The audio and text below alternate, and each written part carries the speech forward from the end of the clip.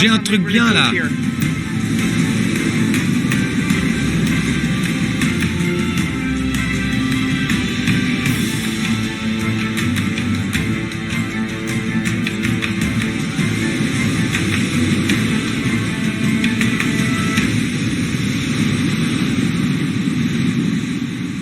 La Nouvelle-Calédonie, une des terres de biodiversité les plus importantes de la planète. Elle possède aussi un des plus grands lagons du monde, un trésor inscrit au patrimoine mondial de l'UNESCO depuis 2008. À l'heure de l'inquiétude face à la disparition des espèces, que reste-t-il à découvrir? Le monde vivant a-t-il encore des secrets? C'est à ces grandes questions que tente de répondre Philippe Bouchet. Ce scientifique conduit des expéditions du Muséum d'histoire naturelle nommé La Planète Revisitée. Objectif, la découverte de nouvelles espèces. Il a déjà mené une dizaine de missions à travers le monde depuis le début des années 2000. J'appartiens à la première génération de scientifiques qui est simultanément consciente qu'il reste, on va dire les 3/4 des espèces à découvrir à la surface de la planète, et en même temps qu'on est dans la 6e extinction. On est dans cette crise de la biodiversité où le tiers, le quart ou la moitié des espèces va s'éteindre d'ici le milieu ou la fin du siècle. Bon, évidemment, les gros bataillons d'espèces inconnues, c'est des invertébrés. C'est ce que dans La Planète Revisitée, on appelle la biodiversité négligée. Ma motivation, c'est de découvrir, je dirais, la beauté de la diversité du monde et de la faire partager et de communiquer sur cette beauté de la diversité. C'est dans la région de Koumak, à 4 heures de route de Nouméa, au nord de l'île, que sa nouvelle expédition va s'installer.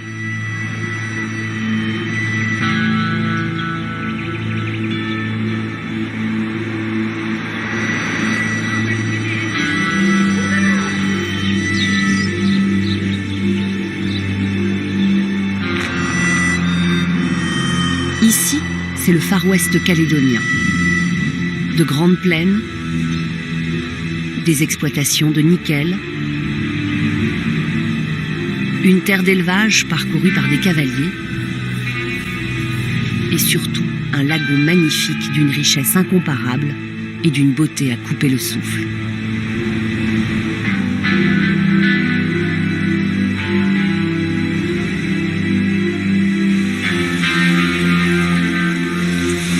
Mais avant d'explorer ce territoire, les scientifiques vont à la rencontre des populations locales. Je suis le seul à placer ici en pleine nuit, je te dis. Qui ça? Je suis le seul à passer avec mon bateau en pleine nuit. Entre l'îlot et... Il y a un passage qui fait peut-être 2 mètres de large. Un seul passage. Je suis le seul à le faire. Aujourd'hui, Sébastien, qui organise les expéditions avec Philippe Bouchet, vient repérer un des sites d'exploration. Guidé par Yohanné, qui vit sur ces terres, au nord de Koumak. Et ici, là, derrière l'autre îlot, il y a encore un muret. Je vous ai emmené là parce que c'est riche. C'est tellement diversifié, il y a plein de milieux différents.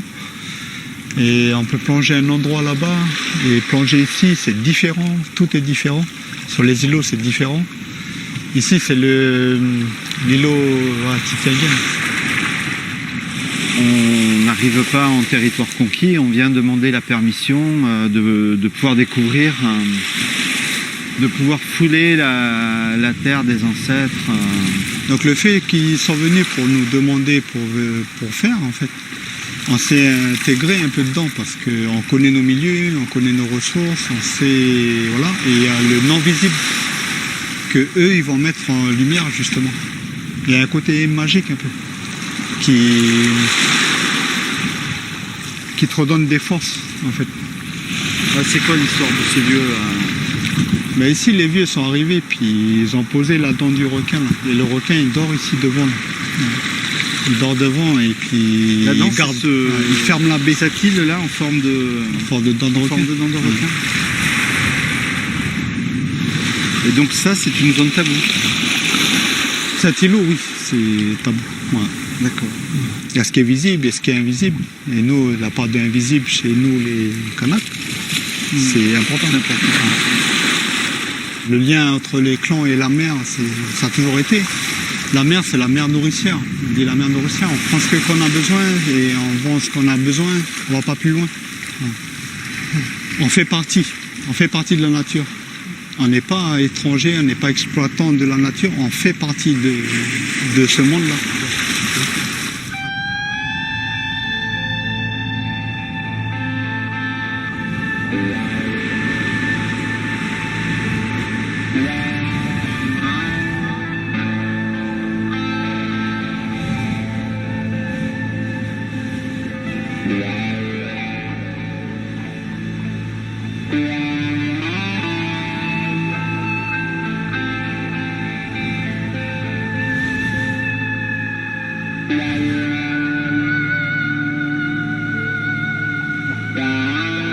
Dans le petit port de Koumak, plus de 40 scientifiques vont se succéder pendant un mois. La base est installée dans des anciennes pêcheries, rénovées par la mairie pour l'occasion.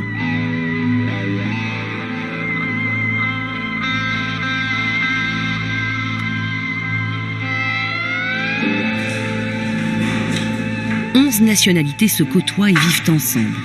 Japonais, Allemands, Russes, Philippins, mais aussi Calédoniens. Une tour de Babel qui mêle professionnels reconnus et amateurs éclairés.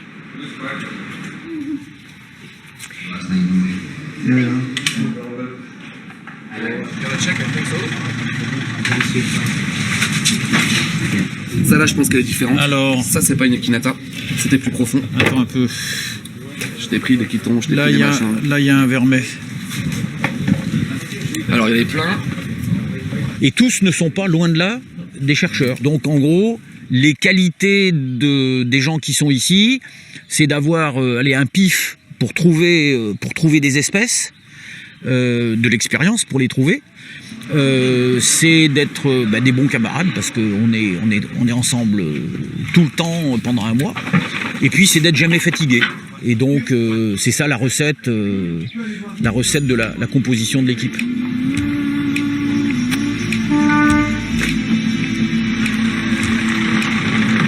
Aujourd'hui, le scientifique tchèque Zdeněk, grand spécialiste des petits crustacés, part plonger avec son assistante. Il espère bien découvrir de nouvelles espèces. MRCC de base muséum. Début des opérations en mer, 2 embarcations en direction du grand récif de Koumak.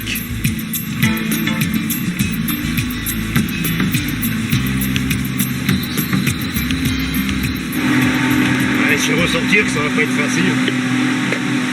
Bah, tu me dis, dès que t'es rentré, je vais regarder la marée pour calculer ça. Ok. Bah, en fait, c'est une cuvette qui est juste après le récif et le platier qui est là, quoi. Et pour l'instant, on n'a pas exploré encore. Il y a une équipe de plongeurs qui va y aller. L'accès n'est pas facile parce qu'il n'y a pas de fond ici.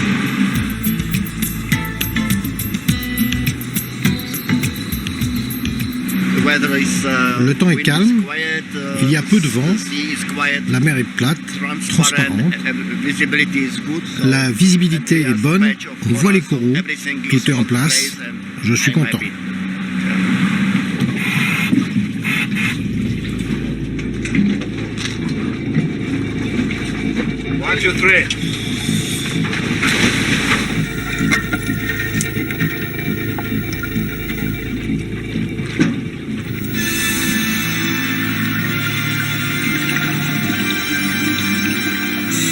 La mission de Zdeněk, trouver des petits crabes et des petites crevettes associées qui vivent sur d'autres organismes plus gros qu'eux.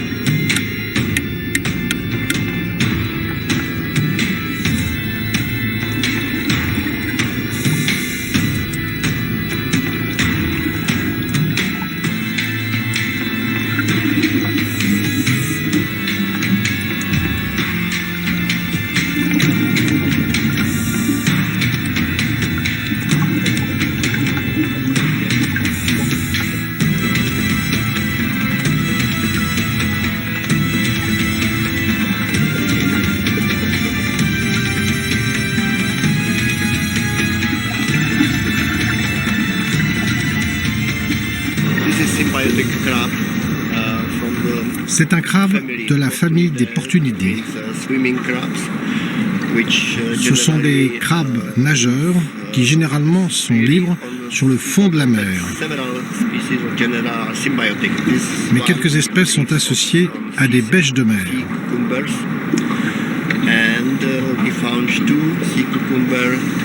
On a trouvé 2 bêches de mer occupées chacune par un crabe. On va étudier aussi cette famille qu'on a trouvée dans le corail. C'est intéressant.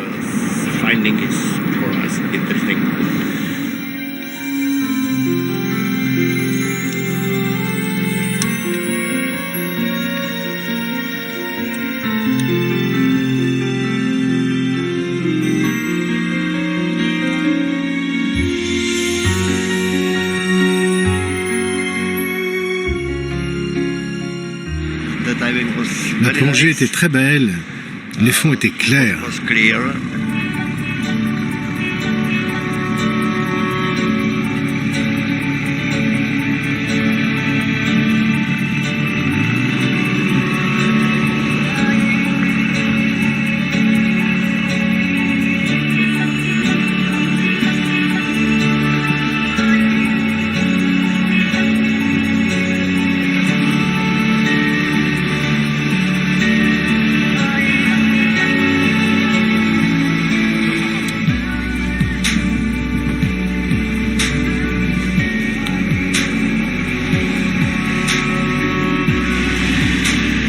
De retour à terre, Zdenek se rend directement au laboratoire.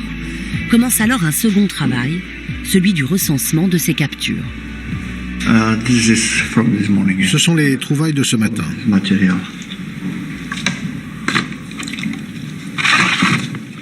Par exemple, nous avons ici une crevette du genre Odontozona. Je sais que ce genre contient beaucoup d'espèces nouvelles, mais elles sont toutes très semblables. On a des crevettes avec une couleur intéressante, mais on ne sait pas s'il s'agit d'une espèce connue ou inconnue. Je dois aller m'asseoir à mon microscope pour l'identifier.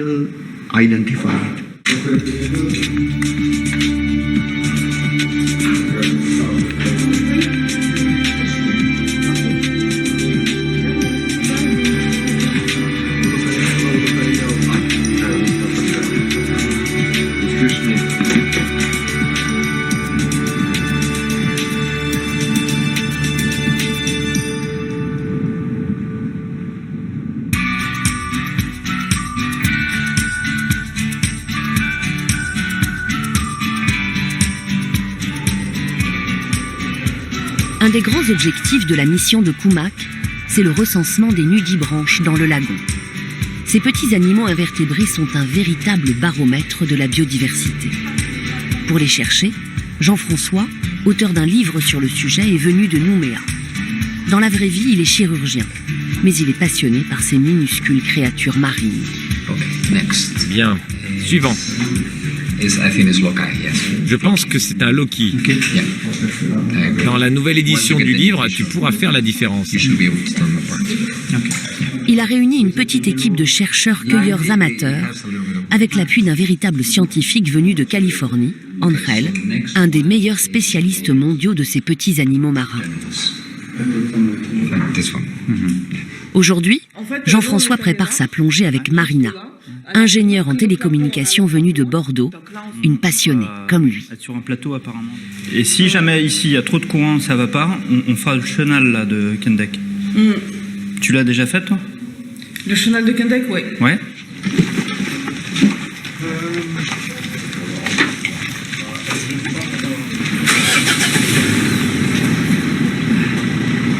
Déjà fatigué?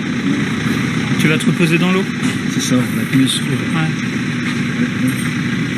Les nudibranches sont des mollusques qui ont perdu leur coquille au cours de l'évolution et qui ont dû développer beaucoup de capacités pour s'adapter, se protéger du fait de la perte de la coquille. Les gens connaissent les holothuries, les étoiles de mer Mais la nudibranche reste un petit peu inconnue, alors que c'est vraiment sûrement, ça fait partie des animaux les plus majestueux et les plus beaux qu'il y a sur Terre, avec les papillons. On peut comparer ça aussi aux orchidées, tellement ils sont variés. Ici, vous avez tout ce qu'il faut, alors c'est bon. Hein.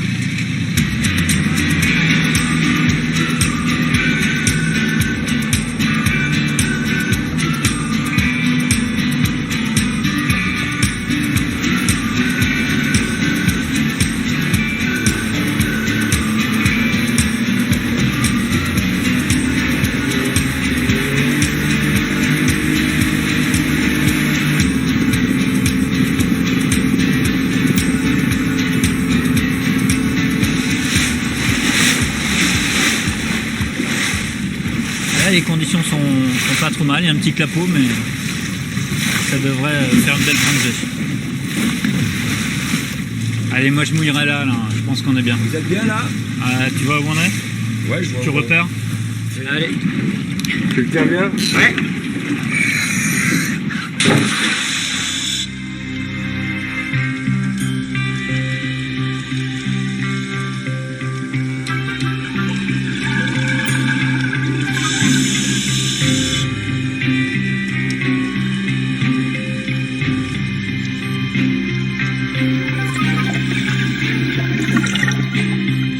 C'est la première fois que je fais cette plongée, mais si c'est ce que je pense, on peut trouver de très beaux nudibranches bien colorés sur les rochers là, qui sont proches de la passe.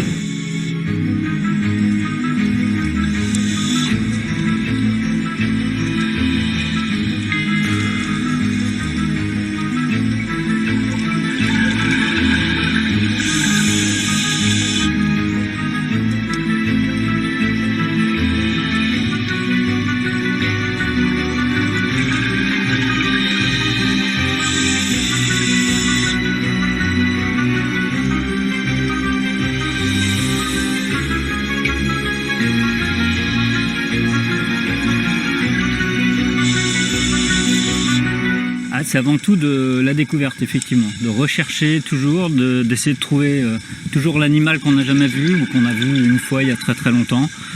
C'est vraiment le leitmotiv principal, c'est d'essayer de toujours retrouver.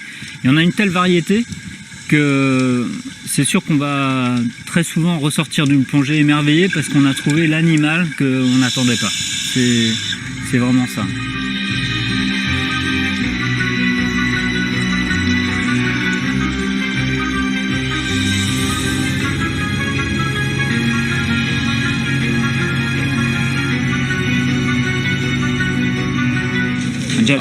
Aurel, viens voir. Wow. Joli.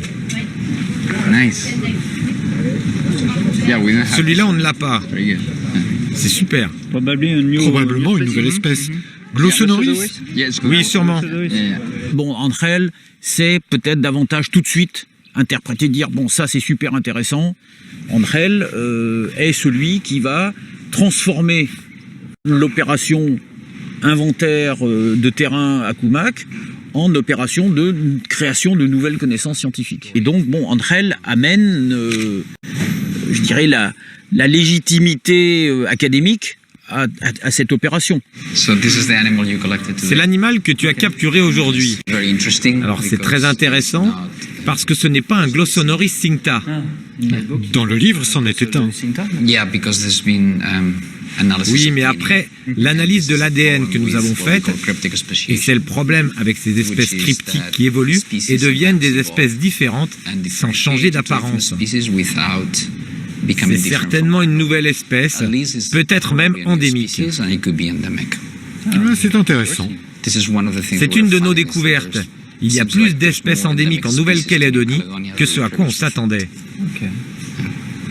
C'est terriblement important de faire cela parce que notre monde change. Le changement climatique modifie les courants dans l'océan et augmente les températures. Comme vous le savez, les barrières de corail sont en danger de manière critique actuellement. On doit donc documenter la diversité de la planète pour comprendre comment elle fonctionne avant de la perdre définitivement. Pendant toute la durée de l'expédition, les enfants des écoles de la région viennent à la rencontre des scientifiques qui leur parlent de leurs découvertes. Un moment de partage et d'expérimentation. Bonjour. Alors, essayez de vous mettre là. Ok. Alors, tout le monde voit? Vous avez ici un mollusque de la famille des pectènes, comme les coquilles Saint-Jacques. Vous voyez ce que c'est? Regardez, parce qu'elle va faire un... Voilà. Voilà pourquoi on ne s'approche pas trop. La Nouvelle-Calédonie est le seul pays que je connaisse dans lequel tout le monde connaît le mot endémisme, le mot espèce endémique. Je pense que c'est la première étape, en fait, cette appropriation de cette fierté d'avoir ça, d'avoir ce patrimoine. Je pense que c'est le premier degré d'une conscience écologique et de la nécessité de conserver la biodiversité. Une espèce de nudibranche, de limace de mer. D'accord. Ça sert à quoi ce qu'il a à l'arrière de son dos? Regardez. Ça lui sert à respirer. Ce sont ses branchies. Tiens, fais passer. Je pense que c'est important qu'ils voient tout ça et qu'ils voient aussi qu'il n'y a pas que des scientifiques, que des chercheurs, qu'il y a aussi des bénévoles qui sont là, qui sont juste amateurs d'une famille et qui ne sont pas forcément dans le milieu de la recherche et qui veulent participer à ce recensement.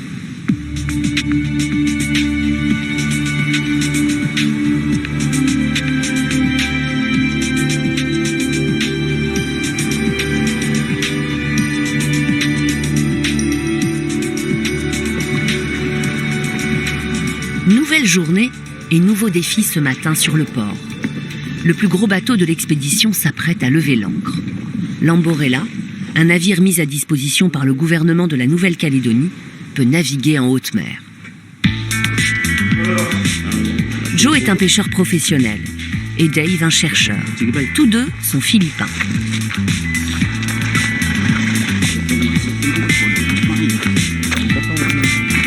Ils viennent de loin pour prêter main forte aux scientifiques et surtout apporter leur expérience. Leur mission du jour, déposer au fond du lagon des filets de pêche bien particuliers, une opération délicate.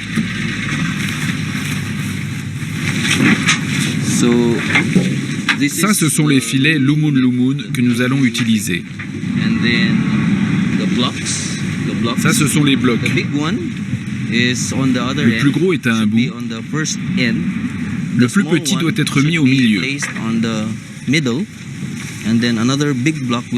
Un autre gros bloc à l'autre bout du Lumun Lumun. Et celui-là sera accroché par une corde en fonction de la profondeur où ils seront déployés. L'immersion des filets doit se faire à un endroit bien précis, à l'entrée du lagon, près de la passe, avec l'ambition de collecter de nouvelles espèces.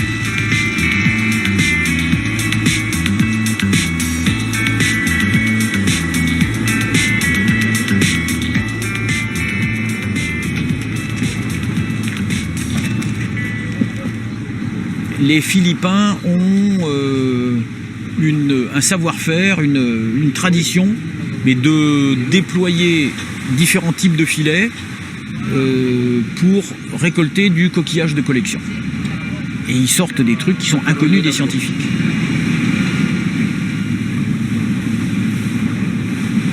Les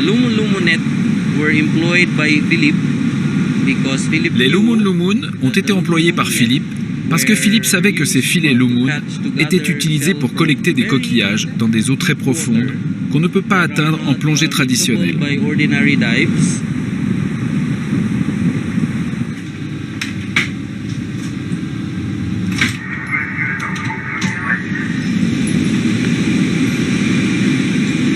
C'est Jocelyn, un plongeur naturaliste installé en Nouvelle-Calédonie depuis une quinzaine d'années, qui va installer les filets des Philippins. Trouver un endroit où on peut accrocher correctement le prout, donc là je pense qu'il y a une petite tête qui va nous aller bien.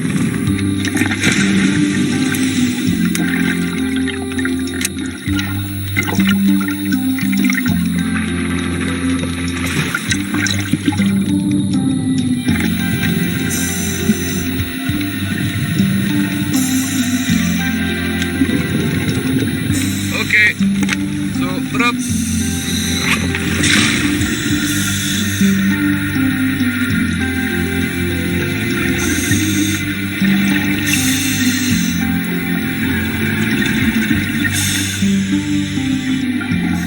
Là, en termes de plongée, ce ne sont pas des plongées difficiles. On plonge sous les 20 mètres, enfin dans les 20 mètres, donc en termes de plongée, c'est pas très technique. C'est surtout de s'assurer que le boot est libre, bien positionné, avec un nœud correctement effectué dans un morceau, dans un trou du corail qui va pouvoir résister dans le temps, et avec le moins de dragage possible pour éviter de perdre le système.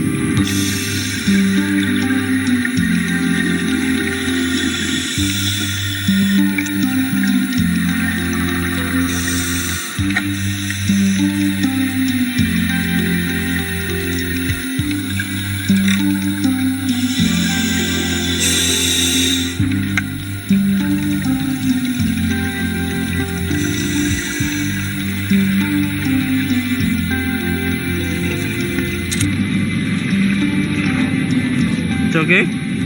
Ok, nous c'est bon.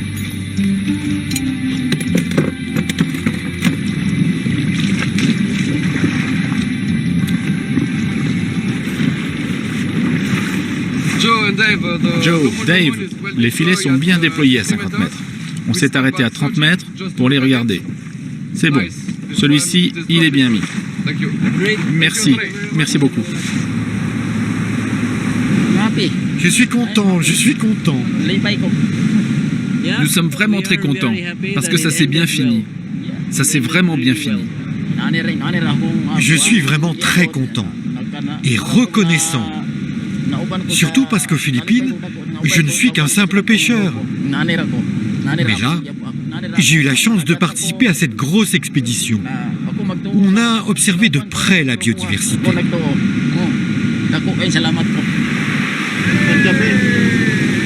Marqués par un point GPS, 36 filets ont été posés pendant la mission dans le lagon de Kumak. Ils seront relevés dans 1 an. Promesse de belles découvertes.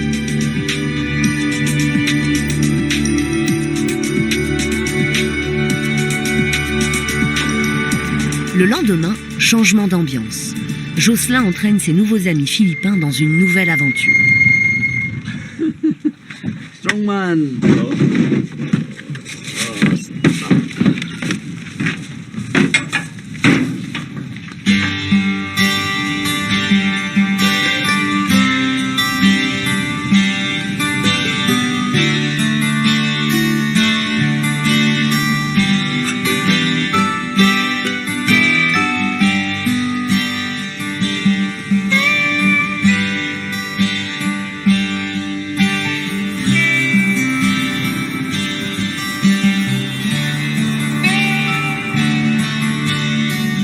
Direction le Diaot, à 40 km de Kumak.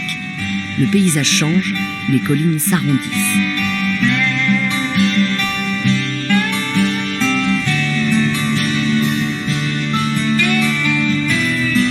C'est ici que se trouve le plus long fleuve de Nouvelle-Calédonie.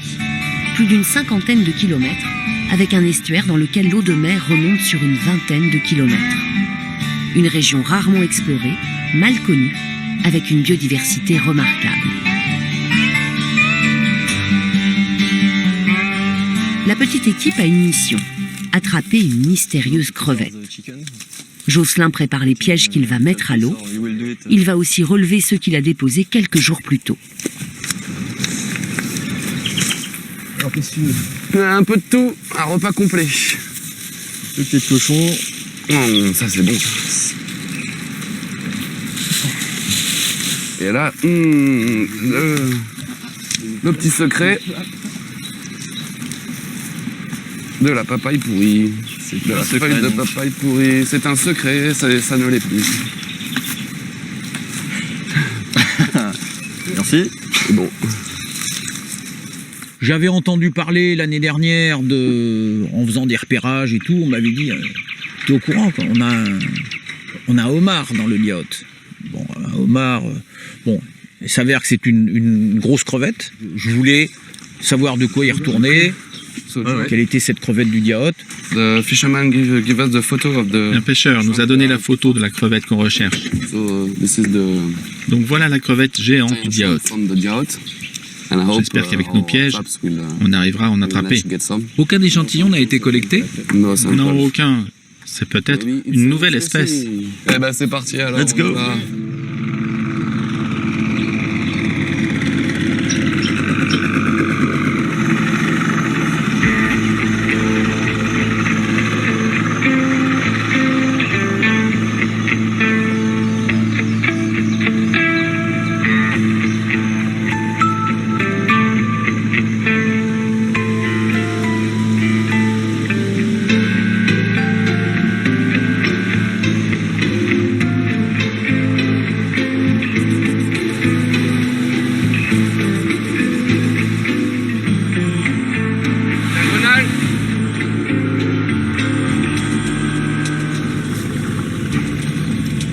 Ok, là, ça semble bien.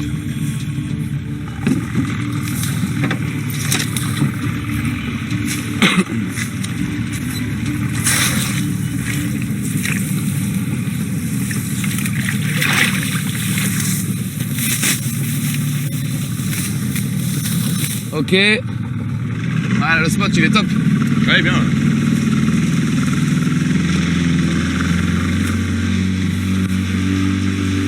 L'équipe peut maintenant aller récupérer les pièges posés un peu plus haut sur le fleuve.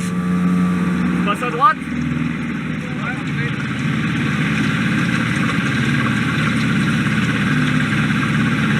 Un peu à gauche. On va se garer.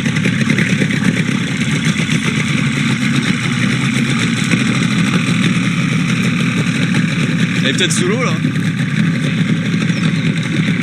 Faut remonter à la branche là-bas, voir si c'est pas accroché à la branche.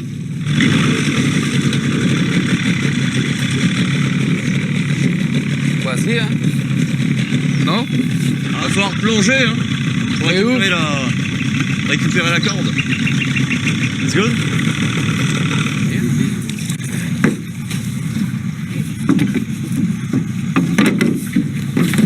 Bon, j'éteins le moteur.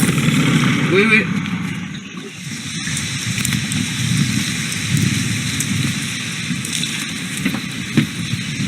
Ah, ils ont tout mangé, ils sont partis. Quoi. Il y a un coquillage. C'est entre le pêcheur ou le chasseur. Voilà, quelques petits gastéropodes. Et une petite crevette. Savoir qu'on cherche la grosse crevette du Diaoth. C'est dans le temps, hein. Quand on cherche, il faut du temps.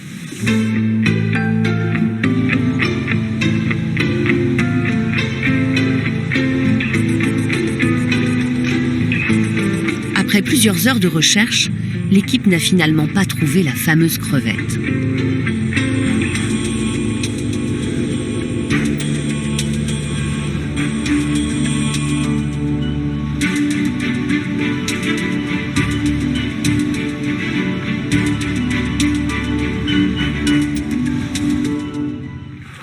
Le lendemain, nullement découragés, Jocelyn et ses amis décident de repartir, mais ils changent de stratégie.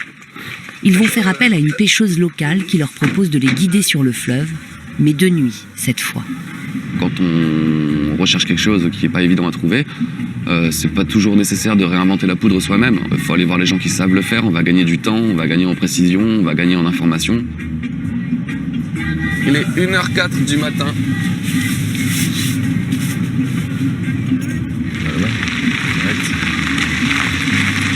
Maïté est caldoche, d'origine japonaise et italienne. Elle vit au bord du fleuve depuis toujours. Elle pêche habituellement le crabe, mais elle connaît bien cette fameuse crevette qu'aucun scientifique n'a encore répertoriée. Bon bah bonjour Maïté, ça va bien? Bonjour, ça va? Bonjour. Bonjour. Bonjour. Bonjour. Alors vous avez passé un coup de fil aux crevettes? C'est ça, elles sont prêtes, elles nous attendent. Le rendez-vous est pris? Le rendez-vous est pris. Eh ben nous on est prêts aussi, c'est bon, on accroche le bateau et puis on y va? Allez, on vous suit. Et on va en attraper. Au moins 2 spécimens. De pile.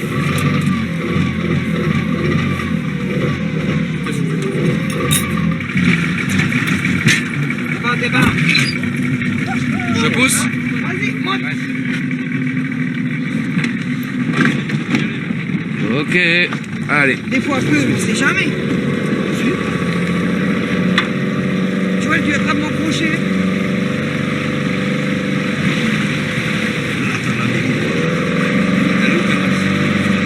Moi, elle est au cocotier en face de chez Dean. Là.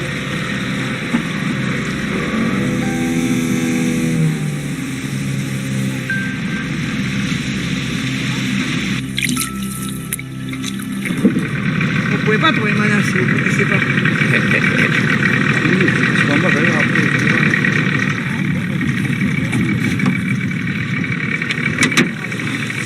Crevette ou pas crevette? 2 crabes. Ah, 2 crabes mais pas de crevettes. On est tombé sur ces crevettes-là, c'est dans les premières années, oui, c'était en 87 par là.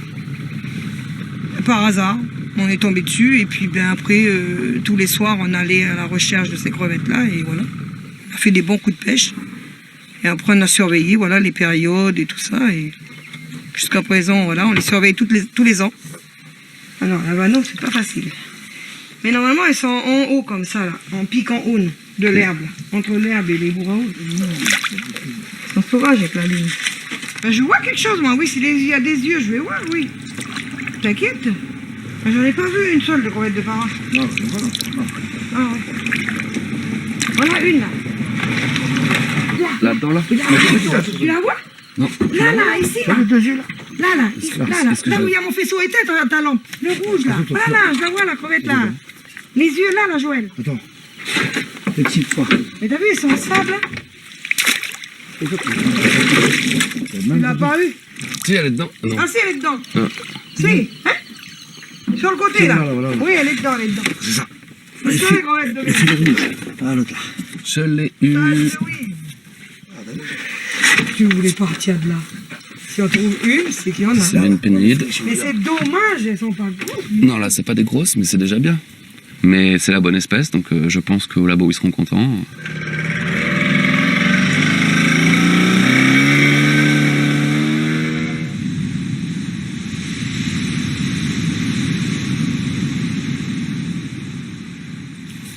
Et là, on a un peu de monde.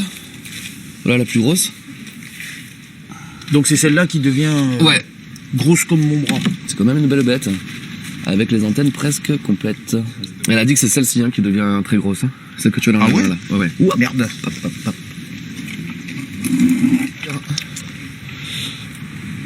Bon. Ben voilà. Ben bravo. Hein. Ou alors maintenant, on va le laisser ici.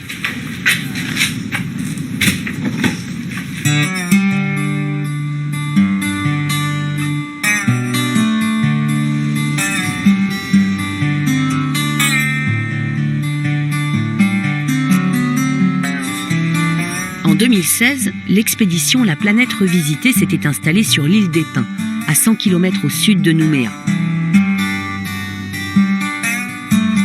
Philippe va devoir quitter l'expédition de Koumak pendant 2 jours pour retourner sur place.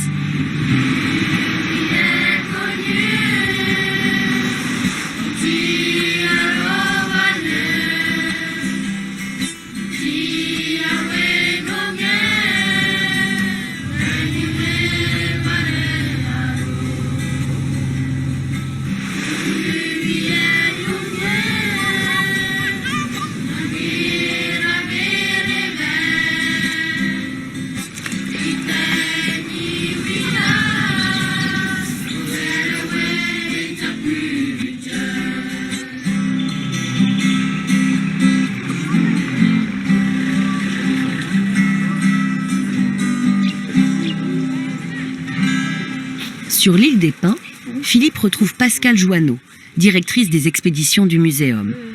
Ils sont venus rendre compte des résultats de leur découverte, une démarche qui commence par le rituel de la coutume. Grand chef, merci beaucoup. Ça fait 2 ans que vous nous avez accueillis ici à l'île des Pins pour, avec tous les scientifiques et le chef d'expédition, Philippe Boucher, pour faire une première expédition à l'île des Pins d'inventaire de biodiversité marine. On vous remercie de faire ça, de faire des études, des recherches chez nous, et puis ensuite venir nous le montrer, le restituer, quoi, comme on dit, hein, pour l'information de tout le monde. c'est-à-dire qu'on vit sur l'île. Alors on ne se rend pas compte de ce qu'on a à terre et en mer. Voilà.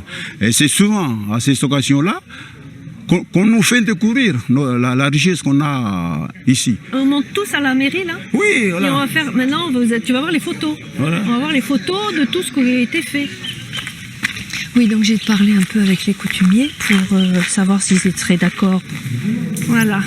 Donc vous voyez, merci. Voilà, l'Iria cuniene, espèce endémique de l'île des Pins. Voilà. Le sens de la restitution, c'est de transmettre la connaissance qu'on a acquise petit à petit, aussi bien aux anciens, puisqu'il y avait des coutumiers, qu'aux élus municipaux, et pour que ça percole et que la population soit au courant de ce qu'on fait.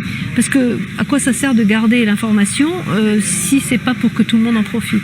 Donc ça a vraiment un sens extrêmement important, en tout cas à mes yeux, ça c'est clair, de faire de la restitution auprès du grand public. Voilà, alors on découvre des espèces inconnues, et puis, bon, on restitue. Alors ce qui est formidable justement, c'est que quand on fait ces restitutions-là, tu sens à l'attention aussi bien des coutumiers que des élus, une attention particulière, une soif de connaître, et aussi une fierté. Hein, là, il y a une espèce de fierté de la biodiversité qui est en Calédonie, parce que c'est pas une vue de l'esprit, hein, c'est palpable. La biodiversité en Calédonie, elle est riche. Dans 50 ans, on sera tous morts. Ces ouvrages continueront à, je dirais, être des témoignages sur les faunes et les flores de la Nouvelle-Calédonie. Il faut qu'à tout prix, on protège ce patrimoine. Voilà. Cette richesse naturelle qu'on a aujourd'hui, à terre et en mer. C'est quelque chose à protéger et à sauvegarder, quoi, pour les générations futures. Voilà. Il y a une phrase de Jean-Marie Tjibaou qui disait « Quand tu marches dans un champ, si tu sais reconnaître la salade de la mauvaise herbe, eh ben, tu préserves la salade et tu sais ce qu'il faut faire avec la mauvaise herbe. »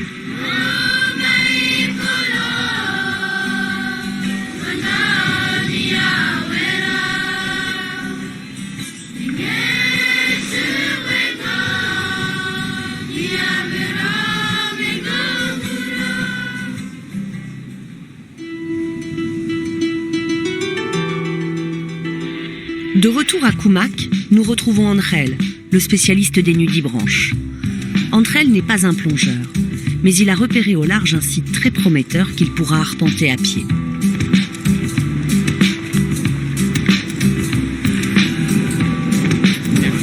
Thank you.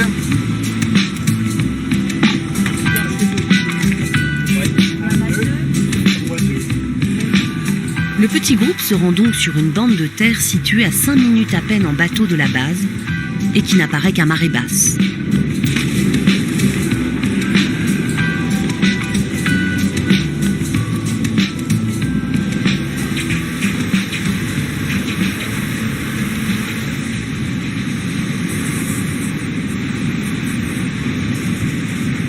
Pour cette collecte, Andrel est accompagné entre autres de Tsuoshi, le scientifique japonais. Une recherche minutieuse qui demande un œil aiguisé et beaucoup de patience.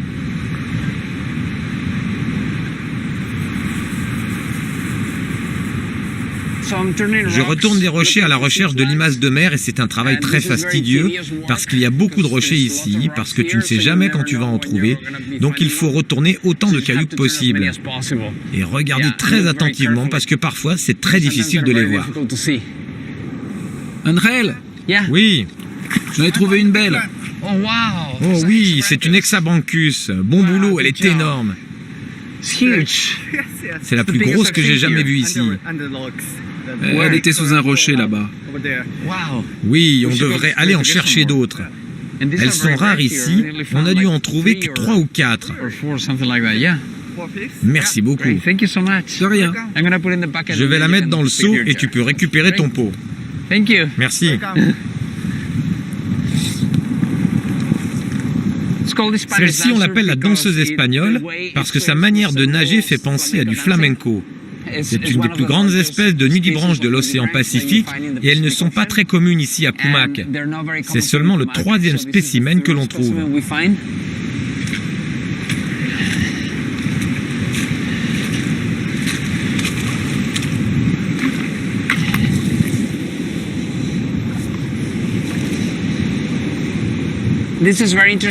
C'est très intéressant parce que c'est un récif au milieu de la zone. Il reçoit de l'eau venant de ce côté. Les larves arrivent ici. Donc c'est un bon endroit pour chercher des limaces de mer. Oui, c'est possible de trouver des nouvelles espèces ici. Et c'est ce que j'espère aujourd'hui.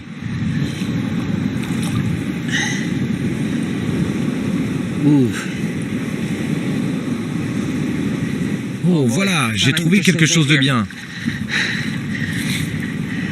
C'est vraiment bien.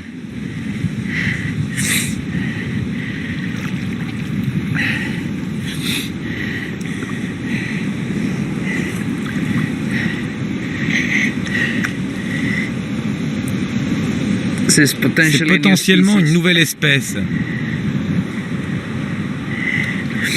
C'est ce qu'on appelle un complexe d'espèces, qui sont des espèces morphologiquement très similaires, mais génétiquement distinctes. Si je suis venu ici, c'est parce que j'espérais trouver ce groupe en particulier. On travaille là-dessus en ce moment, c'est donc le bon moment pour les trouver. C'est le 3e spécimen de ce groupe qu'on découvre dans tout l'océan Pacifique. Ils sont très rares ici. Alors je suis content. Je vais retourner tous les cailloux qui sont là.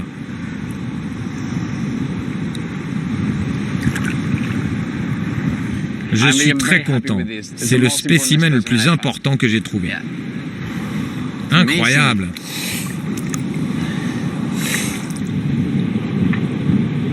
Encore un de cette espèce. Il y en a tellement ici, c'est fou.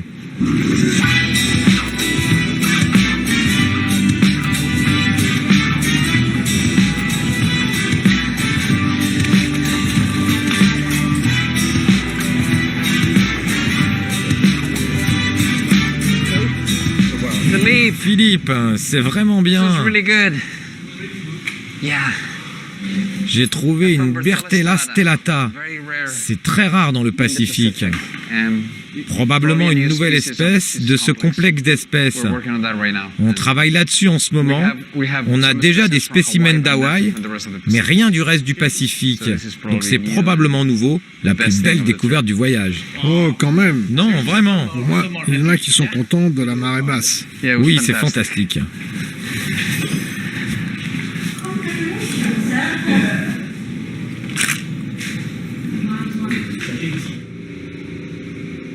Ces animaux sont caractérisés par cette ligne blanche, ou étoile blanche. Quand j'ai retourné la pierre, j'ai vu la petite limace de mer blanche avec cette marque blanche. J'ai tout de suite su qu'elle faisait partie de cette famille. On a décrit d'autres espèces de ce groupe, pour lesquelles on utilise le thème des étoiles. Leur nom est Bertella stellata. Donc, nous allons nous servir des noms de galaxies ou d'étoiles pour le reste des espèces. Celle-ci aura probablement le nom d'une étoile, d'une constellation ou d'une galaxie. C'est très bien. On a trouvé plein de nouvelles espèces très intéressantes. On a vu presque 900 spécimens qui vont nous occuper pendant de nombreuses années. Je suis vraiment très enthousiaste.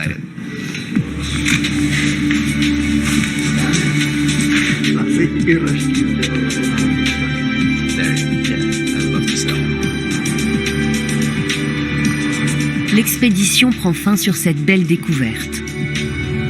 290 opérations en mer, dont 125 plongées et 85 récoltes à pied sur 650 km². C'est un inventaire d'une envergure jamais atteinte ailleurs dans le monde qui a été réalisé à Kumak. Il faudra plusieurs années pour analyser tous les résultats. On vit dans un monde qui est saturé de mauvaises nouvelles sur l'environnement. Le la déforestation, le trou dans la couche d'ozone, dont on parle, qui n'est plus central maintenant. Mais enfin bon, disons, la désertification, la pollution, les marées noires, le blanchiment des coraux, etc. Bon, tout ça pourrait conduire à une espèce de, je dirais, d'abattement, et de se dire, bon, à quoi bon? Tout ça est vrai, mais en même temps, on n'a pas fini d'explorer la planète. La planète reste belle à découvrir. Le monde est beau, le monde n'est pas encore foutu.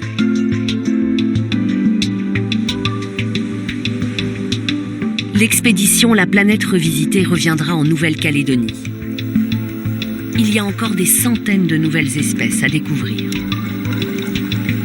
La biodiversité de la Grande Île, d'une richesse inestimable, est loin d'avoir livré tous ses secrets.